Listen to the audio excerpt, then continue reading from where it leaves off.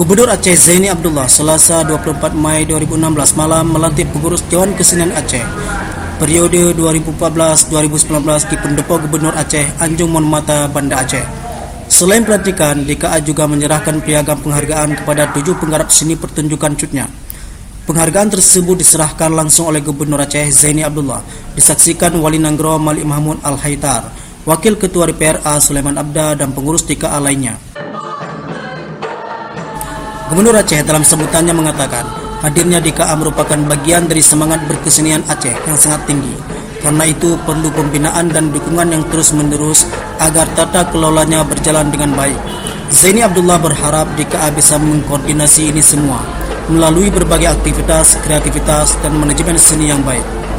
Sementara itu, Ketua DKA periode 2014-2019, Nur Maida, mengajak semua pihak termasuk pemerintah fokus dalam mengembangkan kesenian di Aceh. Kegiatan pelantikan tersebut juga dihadiri Wali Nanggro Aceh Paduka Yang Mulia Malik Mahmud Al-Haitar, Wakil Ketua DPRA Sulaiman Abda, para seniman, tokoh masyarakat, dan tamu undangan lainnya. Abrar Adia Husban melaporkan untuk Lamburi TV.